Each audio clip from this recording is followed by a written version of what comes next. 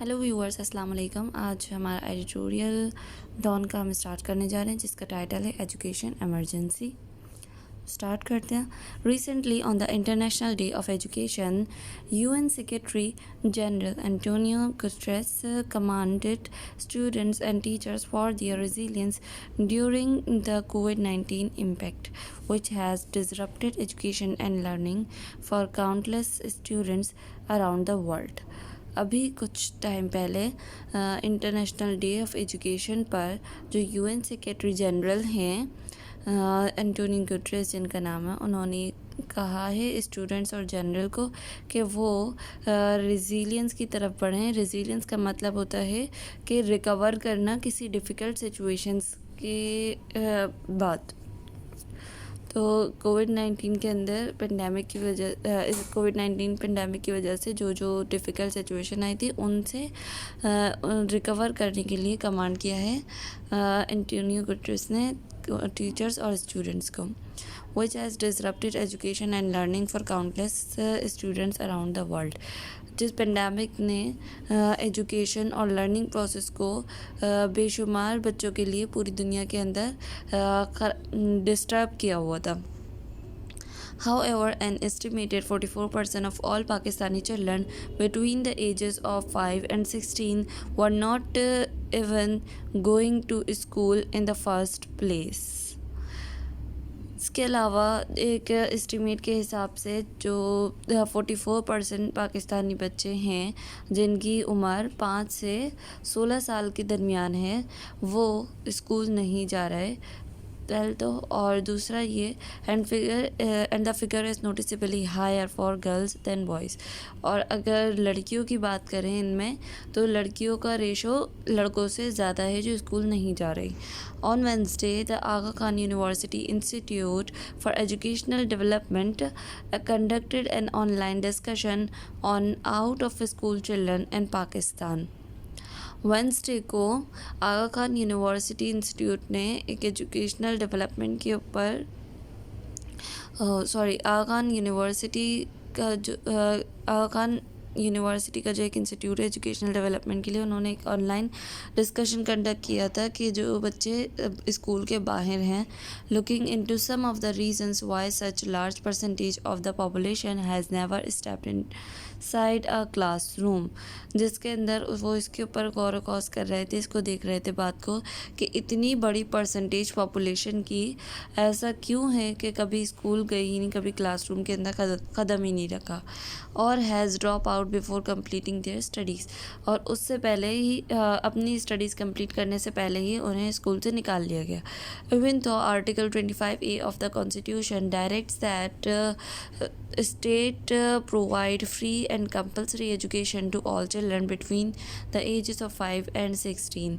जबकि article 25A के अंदर, कॉन्स्टिट्यूशन के आर्टिकल 25A के अंदर ये बताया जाता है कि गवर्नमेंट जो है, स्टेट जो है, वो फ्री एजुकेशन प्रोवाइड करेगी तमाम बच्चों को जो कि 5 से 16 साल की उम्र के दरमियान है। An estimated 22.8 million children are not in school. और फिर भी एक एस्टिमेट के हिसाब से 22.8 मिलियन बच्चे जो हैं वो स्कूल से बाहर हैं। The second highest figure in the world for the age bracket. ये दुनिया के अंदर दूसरी बड़ी तादाद है जो कि स्कूल नहीं जा रही, अकॉर्डिंग टू यूनिसेफ। यूनिसेफ एक यूनाइटेड नेशंस का ये विंग है, एक ऑर्गेनाइजेशन है, जिसके अकॉर्डिंग ये बात है कि पाकिस्तान के अंदर सेकंड हाईएस्ट पॉपुलेशन है जो कि स्कूल नहीं जाती है। Furthermore, as noted in IED discussion, Pakistan population rate is rising at an alarming rate and the number of out of school children will only grow in the near future। इसके अलावा पाकिस्तान का जो population rate है वो बहुत ही तेज़ी से बढ़ रहा है, एक अलार्मिंग सिचुएशन है, जिसके अंदर ये प्रेडिक्ट किया जा सकता है कि बहुत सारे बेशुमार the number of out of school children will only grow in the new future. अच्छा, जिसकी वजह से आने वाले वक्त में जो बच्चे स्कूल नहीं जा रहे उनकी तादाद और बहुत ज़्यादा बढ़ जाएगी, as the distance between demand and supply increases. क्योंकि डिमांड और सप्लाई का गैप बढ़ जाएगा।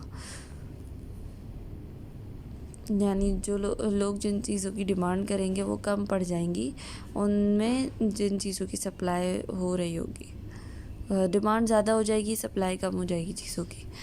The reasons behind low attendance and high dropout rate is manifold, but primarily connected to poverty and accessibility issues. नताइज तो रीज़न्स तो बहुत हैं, वजूहात तो बहुत हैं लो अटेंडेंस की और जो है ज़्यादा स्कूल से बाहर बच्चों की, लेकिन सबसे अहम बात यह है कि गुर्बत, और दूसरा ये कि एक्सेसिबिलिटी इश्यूज़ मतलब कि अगर जैसे अब ऑनलाइन स्कूल्स हो गए हैं तो ऑनलाइन के लिए इंटरनेट की एक्सेसिबिलिटी नहीं है। जब ऑनलाइन नहीं थे, फिज़िकल क्लासेस होती थी, तो तब स्कूल कोई ख़रीदना हो इस बात की एक्सेसिबिलिटी नहीं थी। There are simply not enough schools in the country, particularly for secondary and higher studies, and especially in rural areas. And transport expenses remain a major concern for parents, along with all other expenses. There are simply not सीधी सी बात है कि मुल्क के अंदर बहुत ज़्यादा schools नहीं हैं। अगर पर्टिकुलरली हम बात करें सेकेंडरी और हायर स्टडीज़ की, सेकेंडरी स्कूल्स कम हैं और हायर स्टडीज़ भी, मतलब हायर स्कूल जो हैं, कॉलेजेस वगैरह, वो भी कम है, ख़ास तौर पे रूरल एरियाज़ के अंदर। और जो ट्रांसपोर्ट एक्सपेंस है वो एक बहुत बड़ा कंसर्न है पेरेंट्स के लिए, जो दूसरे एक्सपेंसेस के साथ पूरा करना बहुत मुश्किल हो जाता है। Children have to walk long distances, बच्चों को बहुत दूर दूर तक के रास्तों पर चलना पड़ता है, often with heavy school bags, और जबकि उनके स्कूल बैग्स इतने भारी हो रहे होते हैं उसके साथ उन्हें इतना लंबा चलना पड़ता है। And if there is no one to accompany them, और अगर कोई नहीं है जो इनकी मदद करे, parents may opt to take them out and put them to work inside the home or outside. और अगर कोई नहीं उनकी मदद करे तो पेरेंट्स के बाद बस एक यही ऑप्शन रह जाता है कि उनको स्कूल से निकाल लें और घर के या तो घर के बाहर के कामों में उन्हें मसरूफ़ कर दें। Additionally, if there is a gap in their studies as well as there will be with the pandemic, children or their families are often reluctant to return to class. और उसके अलावा जैसे कि गैप है स्टडीज़ में,